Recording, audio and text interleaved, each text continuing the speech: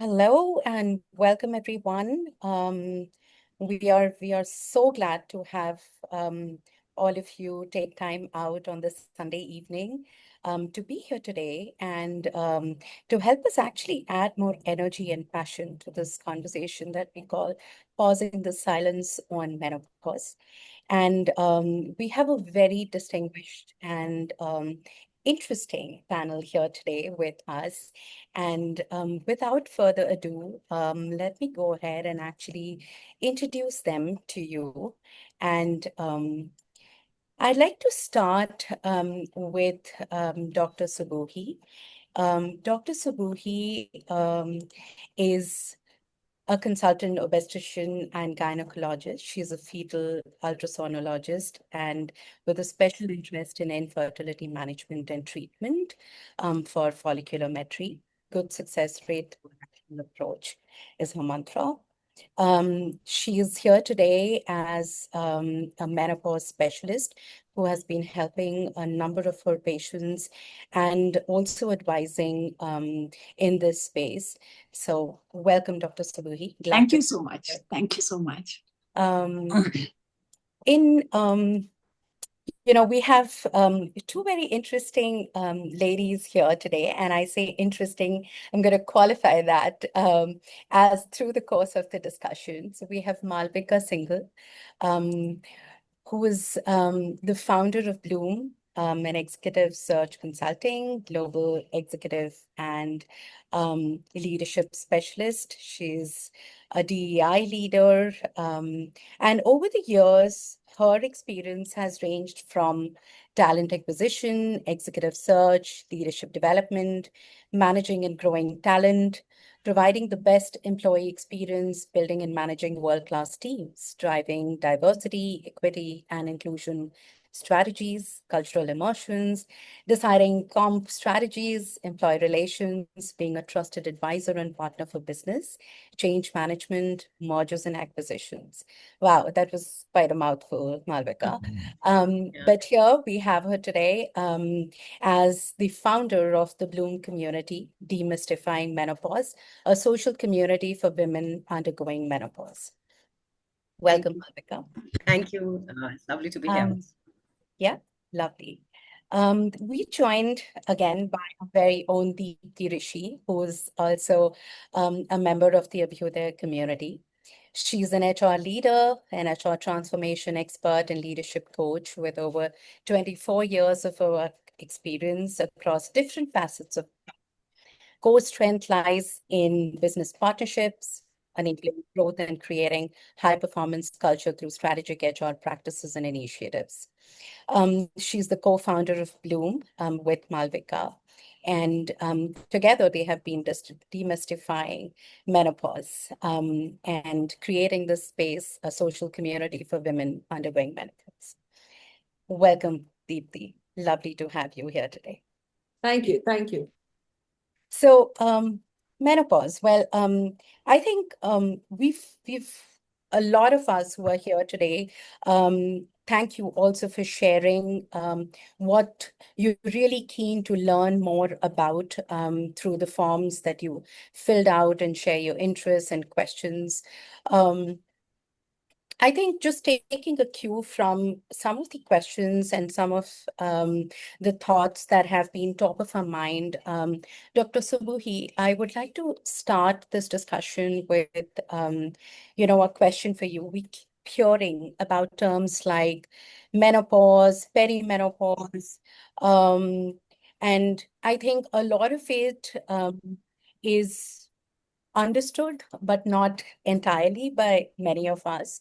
So we'd love to for you to throw some light and helping us understand what are really some of the physical and emotional changes that women start to experience in these phases and really help us also understand these terms better. Oh, first of all, thank you so much for inviting me. And it's always a pleasure to talk about things. And I would thank your organization, Abhyudaya, and I think the organizer Jay also for thinking about it, because I think a lot has been done about adolescent health. And I myself started a program called Healthy Empowered Adolescent Life for adolescent educations and empowerment, but very less has been done for the adult life or the menopausal life. So I must congratulate your organization, because any initiative that is going to help the woman who is going to pass at least 1/3 or 1/2 of her life in that particular area where not much has been talked is in itself a thing that needs appreciation. So thank you so much. Now, coming to the terms, we all know what menopause is in some way or the other. And I think we also know the sign and symptoms. My job will be to integrate what you already know with some of the facts. So that is going to be my job. So what menopause means is that it is the end of your reproductive ability, or in the physiological terms, your ovaries are not going to ovulate. So that is the time that is called menopause. Now, how we label a person from a perimenopause to menopause. So perimenopause is the time of irregular menses, and menopause, like the ovarian function is decreased in perimenopause, but it tends to stop at menopause. Okay, so when you don't have menses for 12 months, then that is called menopause. Okay, so that means that your ovarian functions are almost over at that point, that the reproductive capability is gone. So that is menopause. And the point before that, when you are having irregular cycles, then it is called perimenopause. Now the issue lies in that nobody remembers when was the last cycle, because when a period is coming, you don't know that it's going to be your last cycle. Okay, so even if you are having a confusion at 7-8 months that whether I'm menopausal or perimenopausal, you should visit a doctor if you are having even a spot of bleeding, or the symptoms like which you experience in perimenopausal period. And so that is one of the things that you should be guarded, because what happens is that not every symptom is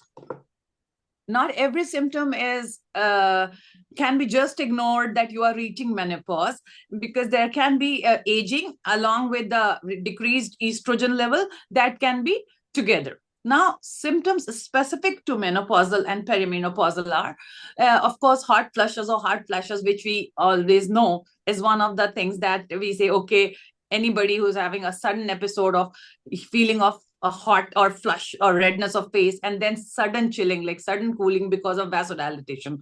So that is one of the very common symptoms of perimenopausal as well as menopausal. It decreases in postmenopausal. So another 2 years of menopause, it comes to a plateau and it decreases. So that is one of the things that is there, and it can be quite kind of a disabling if you're working in office, or if you're getting up from sleep in night sweats and all.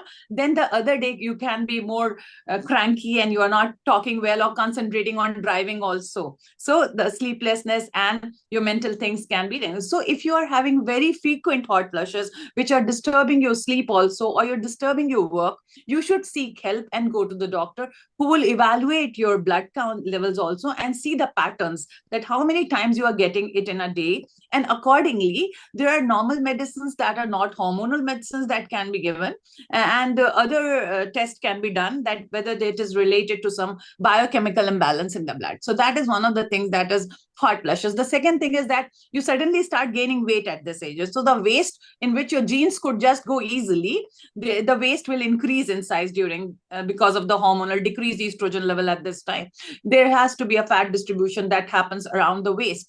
So if you are seeing that the waist is increasing at this side, you understand that this is a part of the phase. So what basically people do at this stage is that they start getting depressed, because they are not the same body type that they were there in the pre-menopausal age group. So the idea is that you have to embrace the change, get your checkups done, get your other profiles done like CBC, lipid profiles, blood pressure and all done, and see how many calories you are taking and what kind of exercise and walk you are doing. So are you actually having more of a sedentary life? Then you can just increase your activity level, go for strength training programs, which I think Deepti and Malvika will be focusing upon, and then see is your calorie intake more than your output. So these are small things that can help tide over the obesity part of your again. The third thing is that you can always have a depression because the neurotransmitters that are there in the brain, because of decreased estrogen level, they also start behaving in a different way. So you are more prone to depression at this age group, which people can say अरे ये तो हमेशा मुंह बनाए रहती हैं या इन्हें जल्दी से रोना आ जाता है. So small things like that, you are more and at the same time what is happening is that your teenagers are growing up and you have elderly care. So it's a double whammy. And you yourself are fighting with the menopausal symptoms. You have kids who are adolescent, they are in their own drama. And then you have elderly who are in partial dementia or more dementia, or even seeking your care. So it is a kind of a very tough situation for females who don't understand or who actually neglect what is going on in them. So I say to all the patients who are like having at least, for example, if they are sad for 2 weeks, then you should seek help. Go to the doctor. She will tell you that whether you need to go to a therapist or a psychologist. So that is another important thing that you need. Then there are things like vaginal dryness, urinary incontinence, and decreased libido that are actually very significant. And people don't seek help because they don't know how to talk to the doctor. Doctor will say, "अरे 50 साल की तो हो रही है, अभी इन्हें intercourse का लग रहा है या sex." So I think वो वाली जो हमारे यहाँ एक bias रहता है to talk to the doctor about our sexual health also is it has to be taken care of, because I think our country is producing the most kids and talking the least about sex. So we should be very open to the things which we are experiencing. If we are experiencing pain, itchiness, dryness in the vagina, then also we should talk. And there are very simple treatment available, like lubricants are there, then there are estradiol creams and there are tablets also, which can make your vagina better and you can have a good sex life. These are the common symptoms, but then there are some specific diseases like cardiovascular diseases. So when I was reading that every minute a woman dies of cardiovascular disease, which can be in the form of stroke or heart attack. So our women are not actually prepared for it. More men are prepared to take care of their health, cardiac health, as compared to females.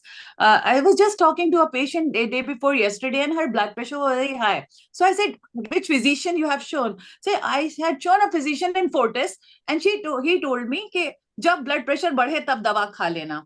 So I told her, "I want to meet that physician." Then she said, no, he told me to eat every day, but मैं अपने हिसाब से उसको तरह खाती थी. No physician will say कि जब blood pressure बढ़े तो खा लेना, because blood pressure is a thing that will create more pressure on your heart and your kidneys, and a lot of things can. So that is again, the cardiovascular diseases are one thing that is there. When bone health is again very important, because bone health will suddenly start decreasing, like with the menopause, there will be sudden decrease in your muscle mass as well as in your bone mass, although it starts at 30 years of age or maybe earlier, but menopause exaggerates the symptoms and the things. So the bone health is again neglected because we think that they are static tissues, and we don't understand that the calcium is mobilized and they become more porous and more prone to fragility fractures at this age. So bone health, then you need to exercise, you have to get your blood parameters checked, and then you need to do strength training exercises and decrease the sedentary lifestyle, increase more calcium in your diet, drink plenty of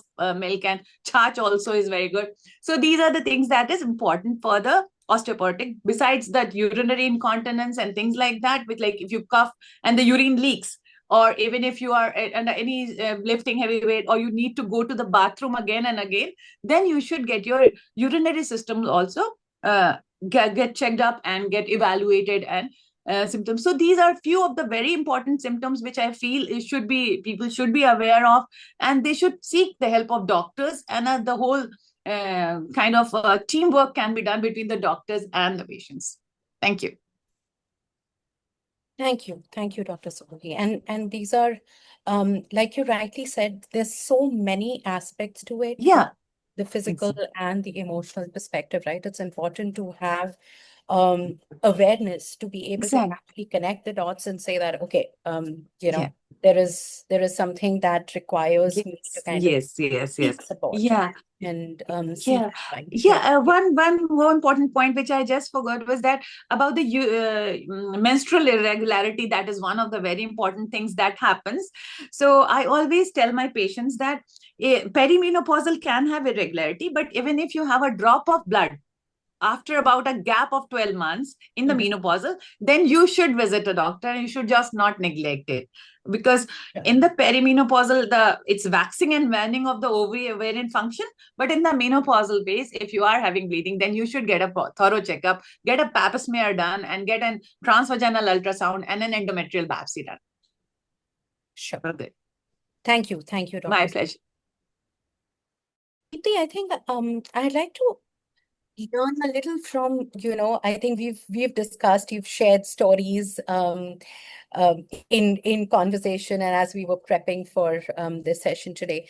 Love to hear a little about, what have been your experiences and what are some of the things that you do today to, take care of your well-being, as Dr. Subhi mentioned, the various aspects that you take care of.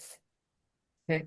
All right. So first and foremost, I think my whole introduction to menopause has been thanks to Malvika. And I think before really understanding Bloom and understanding menopause, I was constantly looking at whatever I was going through in isolation. And it became like if I'm depressed or I'm upset about something, it would have to have a reason that, okay, I'm missing my son, or this is happening and therefore I'm upset. And similarly, I started to I was into marathon running, and it started impacting my knees. So it was like, running has caused this. And so I took treatment for running. But every month, every couple of months, a new thing would pop up. I had gotten rid of my migraines, and now suddenly it was full blown all over again, migraines and depressive phases. Thankfully, no hot flashes, etc., have hit me yet. But so somewhere, because I got aware of menopause through Bloom, I started to read up a lot more. And then I understood that this is all one problem. It is not a problem in isolation.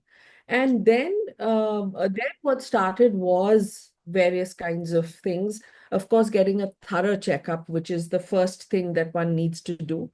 And from there on, doing things like exercise. I'm a sedentary person. I hate to exercise.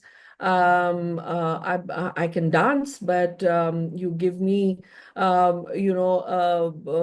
push-ups to do. I hate that. So I devised ways in which I enjoyed doing what exercise was needed. Added to that was diet. What really, really helped me, I think it was a game changer for me, was a high protein diet. Indian food per se is very, very carb intensive. And carbs are a killer for menopause. And what really happens during menopause is that your muscles are depleting. And because estrogen is going away, your muscles are also dying. So unless and until you have a high protein diet, your muscle degeneration will not stop. So a high protein diet, which I went on for some time, for about 6 months, really brought my energy back. There was a point where I couldn't climb a set of stairs or even get down from 10 steps. And I was able to do that. And after a whole lot of grudging, I finally went to the gym. And weight training is another thing. Without weight training, the muscle building will not happen. The muscle retention will not happen. So lifestyle changes, how much ever you say, I'm going to live my life the way I am. I love my body. I'm the most body positive person you'll come across. I'm okay with the fact that I have. But if that's impacting my life and the way I live my life, then something needs to be done. And what needs to be done is a healthy diet, which is high in proteins and full of supplements as well, as per what the doctor said. Exercise, not just cardio, because a lot of us just do cardio. Like we join Zumba, we go for walks, etc. Those are good things, but without weight training, menopause is going to be difficult on your joints. So these two things and regular doctor checkups. Any sign that is coming up new, which you never had before, should not be neglected at this point in time. Just pay attention to your body, and that's like everything for you. Just don't, earlier we used to say, हाँ ठीक है, 4-5 बार होगा तब देखेंगे. No, you just have to see the trend and go to the doctor. So I think those are the changes that I've made to my life. Thank you, Deepti. I can totally relate to some of those changes that like hit you by surprise. I remember I was on a 20-year flight to the US to host a training for like 1,000 MDs, and the entire flight duration, I was crying. And I didn't know why I was crying. And, by the time I landed there, like my boss looks at my face and says, "What's wrong with you?" And I'm like, I don't know. I don't know what I'm sad about. This should be like, the most kicking thing happening right now. But there's something going wrong. And then through conversations, she kind of draws my attention to the fact that, girl, you going through something that you're not realizing, and maybe we would really need to consult an expert. And I think that's when I really realized the importance of seeking true support and advice from the experts. So I think, Malvika, my question to you would be, why is the support critical? And from all of the stories that you have seen as you went ahead and formed this amazing Bloom community, and how does your community kind of support and what kind of support and advice should, not only, I would say, not only the women today listening in here who may be menopausal, but those who might know people who are menopausal, could be among their friends, could be the sisters, could be, anybody they know at the workplace. What kind of support should they be looking to seek? Sure. So I think, Purvi, the first and foremost thing is I was suffering, and I suffered for many years without knowing what was going on. Plus, I was going through. So again, you've heard Dr. Subohi, you've heard Deepti. It's a concoction, right? That everything is happening. It could be physical, it could be emotional, it is mental, and the whole thing. And then we are in that stage of life, the mid-40s, when we're going through different changes in our personal life. So your children grow up. Some of us are going through difficult marriages. I mean, I got separated in this period of time. So it was a phase where you were suffering and you were very alone and you are clueless about what's going on with you. So everything that Dr. Subodhi talked about, your weight is gaining, you don't feel attractive, everything was happening. And I had no clueless, till I figured out that this is something which all of us go through. This is something which is called menopause. After which I went about doing some extensive research on this topic. I read everything possible. I watched as many videos as possible. I met doctors and tried to understand what this was all about. And in this research and in these conversations, I figured out that there could be simple fixes to all your problems that you were going through. So that was one. The other thing that I did was I started talking. So all the women around me, my friends, etc., were in a similar kind of an age group, going through similar issues. So I started talking to them to understand, a little older, a little younger, did you go through menopause? And that's when the realization stuck that people do not like to use the menopause word. Women say, "Oh yeah, I went through it, but I didn't make a fuss." Or some women are like, don't associate me with menopause because it makes me old. I heard conversations where men were associating, oh, she's, perpetually in a bad mood. She must be going through menopause. So they were, everywhere that you heard or you spoke, you could understand that one, we were not talking about menopause. We were not comfortable talking about menopause. We were clueless as to how to deal with what we were going through. And the ecosystem around us, right, that did not know or took it in a trivial or humorous. Well, it was basically simply just about, if she's in a bad mood, she's menopausal. If she's old, she's menopausal. And it was a negative connotation to the whole thing. And that's when I thought that, I have become more aware and I have figured out these simple fixes, and I am feeling a little better. Why don't I form a little community? It was supposed to be very little, with people I knew, and get them together, and maybe we could talk about these things. They could also get more aware. And that's where the whole idea of Bloom Demystifying Menopause, which is the whole word, demystifying menopause, came about. Now, I did not know it's going to be successful, not successful. When I spoke to a couple of people, some older people said, that it's a very intimate topic. So people don't like to talk about things which are intimate, right? So why will they talk about it? So it might fail. I said, it doesn't matter. Let's start. If it doesn't work, I'll shut it down. It's a small community. So I started as a WhatsApp group. And then the way it grew, and the way I realized it was helping people who became part of it, right? Like Deepthi spoke about it. It helped me, just being aware and knowing what to do really, really helped me make those changes in life. And today I can actually say that I'm actually living my best life.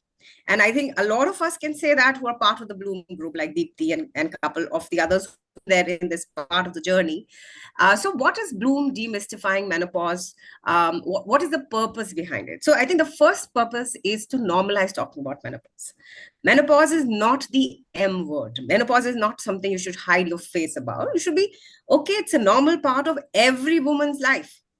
Like pregnancy, still, there will be, some people who opt for children and not opt for children, but you cannot stop menopause from happening. It is part of your life. Second, to give them the right, the right information and right channels, right? So we get the right doctor. So again, there's so many myths associated with it, and there's so many false information. So how do we connect them to the right people, the right community, the right doctors, the people who will give them the right direction? Because that's also very important. Third is that we as women sometimes feel very alone. It doesn't matter what our marital status is. It does not matter how we are, where we live. We feel alone. And to have a community, a safe, trusted space, where we can talk to each other, we can discuss things like this, is a very important thing for the overall well-being of a woman. And then to know that you're supported, and that if you are going through this, like I'm going through a particular issue, there will be so many more who are going through that issue, right? And it's not something like really, really, you're a strange person because suddenly you have developed some tingling noise in your ear, for example. So all these things where you can share with each other and you can learn from each other. And the fourth pillar is what you also mentioned, that we are aiming to educate the ecosystem. To educate the men, to educate, not only just men, but everybody in that ecosystem, to understand what your colleague is going through, what your wife is going through, what your friend might be going through. So how do we create that awareness that they become more sensitive towards this, which is a very real thing affecting all women? So that's where the whole Bloom came about. And this is what we are trying to achieve through Bloom. Malvika, if I can just add a few things here. This whole piece about not wanting to talk about menopause is not restricted to men. Women themselves, I've heard, met a lot of women who feel that their femininity goes down, or their essence of being a woman, which is, the reproductive part of it, goes down because of menopause. And the fact that this has nothing to do with your femininity is a major task. And to make them feel that you are still going to be equally feminine as you move along has been a major struggle. So when Malvika and I decided to take this further, a lot of time on social media was spent on encouraging women to talk about this like just another thing. It's a fever that will go away over a period of time. Yes, it'll take a little longer, but it will go. And nothing about you is going to change except maybe one body function will stop. That's it.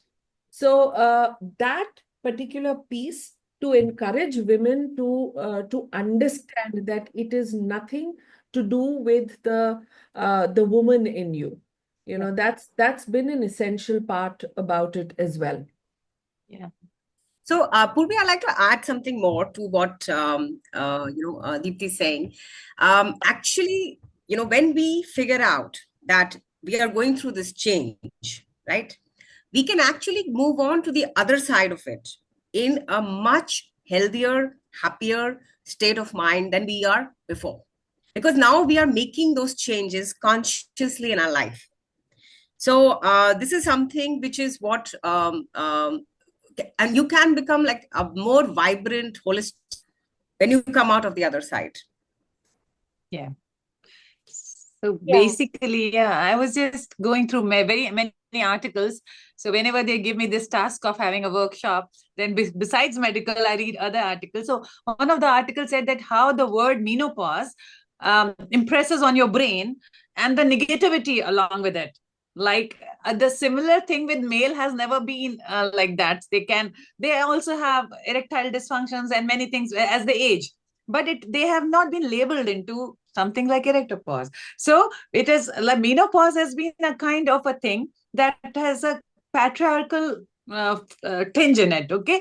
And we are actually, when the girls start menstruating, before that they are not menstruating, like before puberty, but they are not actually outclassed. But when the moment they stop menstruating, that's the last menstrual period, and the menopause word is something that comes on their brain, and then it is not easily discussed because they feel that they are not the same person any longer, and they are not able to embrace the changes and reinvent themselves or reignite the passion or to rekindle the joy.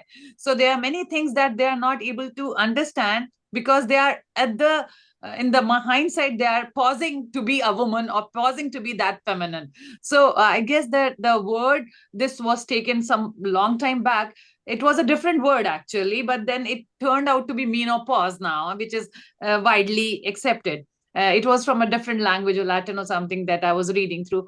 So that is again one thing, that the word has this impact, because उन्हें लगता है, even if I talk about myself and people say कि नहीं लगता कि आप दो बड़ी बच्चों की अम्मी हैं, तो I will not say that I'm menopausal. I would let them believe that I'm 38, 34. I'll not myself say कि हाँ, okay, I'm past 50. Okay, so the youth and the thing we all want subconsciously to retain, whether I'm a doctor or any other person, because that is how we carry our worth with. Like that is one thing which I want to add. Yeah, and I think one thing that's coming up for me as I hear all three of you here is, if through these conversations we are really able to get more women to understand that, this is a biological process. This is something that is designed for every woman's system to go through. And help them disassociate this from, all the views, the myths, the biases that we're just getting to hear. That's a lot, I would say, to even, for somebody to get started with. And I've seen this when we started an effort in my previous organization. Again, a similar effort trying to normalize conversations. But I think where we did see a streak of light, a streak of hope coming in is, when we did not necessarily push people to say that, okay, don't ignore everything that you're hearing, ignore, the biases, ignore the feeling that what you've heard traditionally is that don't talk about menopause. That shows, how, less feminine you are, or, all the various myths. But we focused on just, the awareness, the education, and it helped them realize on their own what the scientific process was, what the biological process was that they were going through. And I think that this association became a lot easier for them. So, Malvika, I think kudos to you and Deepthi for the kind of work that you guys are doing, and Dr. Subhugi, as the the way you are educating your patients today, because I think what we are also something that I'm also seeing coming up here is there are a ton of different things that a woman could experience, and it's important to bring that holistic picture of what a menopausal body could experience and what are some of the things that they could do to take care of their well-being. And while we're talking about well-being and this support, I think one of the major things that comes up for a lot of us who are associated with the corporate world, as leaders, as coaches, Malvika, Deepthi, I would love to hear from you, from both of you, on how exactly could we kind of, get this to be a more comfortable conversation? How can we get women at the workplace to get the right kind of support as they go through this phase, while we're creating the awareness and while we are ensuring that, the awareness is not limited to the women alone, but the whole ecosystem at the workplace, which could be their peers, their bosses, and for that matter, even back home. Malvika, we can start with you. Sure. So I think the first step is for everybody around us, women who are working and at home, to acknowledge, right, that there is something this woman is going through, or a woman in our age is going through, which is making certain things or certain reactions or things. So I think acknowledging is the first step in any process or any change that we want to bring about. Second is definitely education. So how do you educate? How do you make people understand? See, I'm just not talking about men. I'm talking about women. I'm talking about younger women for whom menopause might be something which is really, really far away, and even they are not able to understand what they're going. So the education part, which is basically the understanding that there is a cycle which has happened and which has been responsible for your reproduction system to be active, has stopped. There are hormones which have got depleted, and this is which is resulting in A, B, C, D, E, F changes, and these changes are real. So acknowledging, education is going to be the first two things which will help change the ecosystem. And then the third is going to be support. How do we support this lady? And sometimes when you have female bosses, it's still easier, because when I was going through some terrible, terrible menopause symptoms, like I used to get up and start having these dizzy spells, because sometimes the periods are really, really heavy. If I have a female boss, which I had, it's easy for me to say, okay, look, I am really, really not feeling up to this today, and I may have to take the day off. But sometimes that conversation to have with a male boss might be where you struggle, unless the male also start understanding that your wife at home or somebody else in your ecosystem is going through these things. So how can we provide that support? I'll give you an example. I was supposed to meet this client of mine last week, and I had to go to Noida for that, and she's of the similar age group. She messaged me to say that I'm PMSing so badly. Can we postpone this meeting to next week? So this is a conversation now which is happening because there are two women in the similar age group, right? So she couldn't probably deal with it, and that she couldn't meet, and she wanted this meeting to be postponed. So obviously, because I understand this, right, I'm able to support her.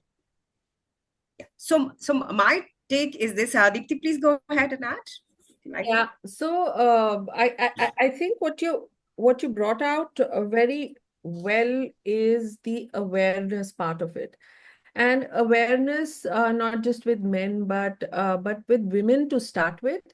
And then, of course, we just, like in the corporate world, everybody knows about maternity and what happens with maternity, right? Everybody knows even menstrual. So menstrual leave became such a big thing. But nobody really understands what happens during menopause. And very few organizations, you told me about Accenture, very few organizations are actually having these sessions where it's not a closed door discussion with women, but it's an open discussion with other genders as well, where people need to be aware. And if I'm having a problem in the morning to get to work, I should be able to talk about this. Unfortunately, that doesn't quite happen, and it doesn't happen not just at work; it doesn't happen at home. I just this afternoon I was meeting a few friends, and one of them said that one of our friends' husband, he was so mean. He just said, "Ye tum kya menopause karte rehte ho? You've just made one big thing about nothing." So I turned around to her and said, "You should have quoted Phoebe over here. No, you just no opinion." As simple as that. Only if you're going through it, do you have an opinion about what the woman is feeling. If you don't know what they're going through, then how do you have an opinion? And what you don't have a say in what she's feeling. So you don't turn around and say, this is all, mental. Aapka na, you go for a run and you'll feel better. No, I won't, because estrogen is not going to get produced by just a run. There is a lot more. So both things that create that awareness with women that it is a problem. Acknowledge it and move on. Move on means get help. And the other thing is for everybody else, men, children, everybody need to understand that the woman is going through something. Let's be there to understand what she's going through before we start judging. So I think these two things, extremely important, can come only with talking about this. Yeah, and I just like to add one more thing, that honestly, this to the women, actually, there is no bravery in suffering. Then when some women come out of it and say, "I went through menopause, I didn't make up," there is no bravery in suffering. The bravery is actually in giving yourself the time and space that is required to understand that the body is going through a change. That is where the real strength lies, not in suffering in silence, which somehow we women tend to do because of the patriarchal, the society that we are in. I think it's far more powerful to take charge of your life and understand that you need this time and this space to feel better. I think once women start first and foremost admitting it to themselves, and they will be much, much easier for them to kind of deal with their rest of their ecosystem around them. Yeah. Love that. Yes, there is absolutely no bravery in suffering and suffering in silence, because I think sometimes we also don't realize that, people who are close to us or family members are not entirely happy about the fact when they see us suffering, they sense it. They sense it. Especially most of the times it's our children. Okay, I'm conscious of time, and I know that I think we had a lot of questions that had come in to us as we were reaching out to seek registrations for the session today. So before we get to some of those questions that we have received from our audience, and for those of you who have not shared your questions in advance, feel free to ping them into the chat here, and we will do our best to address as many as we can. But before we get to the Q&A, I think I'd just love to hear from all three of you. Maybe one key audience here today. What would be your one advice or guidance? Dr. Subuhi? Yeah. Okay. So thank you so much once again, because once I was going through this, okay, what should be my takeaway? So I just thought a few things. First is that reset your life, get your checkups done, visit a gynecologist or any doctor which you're feeling that. Okay. Reignite your passion. That is one thing. Whatever you are passionate about, you should go ahead, because this is a new phase, this is a new birth to you. Rediscover your talents. Reach out to your friends, doctors, and hire more help. हम सब कुछ नहीं कर सकते. There are people who are going to do dusting, jhadu, many more things. So hire more. Redefine your priorities, because at times we are just saying yes to so many things and then we are overworked. So redefine your priorities, relax and let go. You cannot be aloo paratha to please everyone. So let go. People who will love you. Who don't love you, leave them. Okay. Re-energize and buy good Reebok shoes. And I'm not sponsored by Reebok, but I love Reebok. And for the husbands, rebond with your new model. This is the same car you loved and kissed and you promised. So rebond. And if it's your husband, otherwise a partner, understand that this is the same woman, and it's now more beautiful in our own way. So this is just a small thing. I think it's not taking too much time, but I believe in this. And resetting is one thing which I believe I do every day. And I thank my Deepti and Malvika for giving me, and for all of you for giving me this opportunity. Thank you so much. Thank you so much, Dr. Subuhi. Deepti? For takeaway would just be aware of what your body is telling you. Just be aware, listen to your body, and high protein diet and weight training, absolute must. So these three things. Yeah. Wait, just one more about, like, I went for strength training and I just got too excited with it that so before going for any weight training, please get your assessment done that how much weight you can bear, because I lost one. Okay, so at this age, it is better that if you're suffering from any aches or any ailments, get your proper assessment done that how much you can actually do. You cannot compete with a 25, 29, understand it, because they are on a different platform. So this is one thing. Then strength training, then be very gradual about it and seek an expert and don't do on a Zoom. Thank you. Thank you, Dr. Subuhi. Malvika? Yeah, so I think Dr. Suboy and Deepti have kind of covered it all, but I just like to end on this note. So there's a very wise man called Socrates, who has a very famous quote, which says that of change is to focus all of your energy not on fighting the old, but on building the new. Right? So here we are in a phase where we're building the new.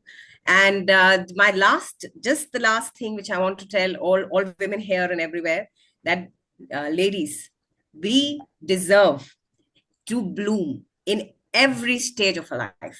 Exactly. Right? So be it menopause, be it any stage, we just deserve to bloom. So please keep blooming. Yeah. Right? Thank you. Thank you. Thank you. Thank you, Malvika.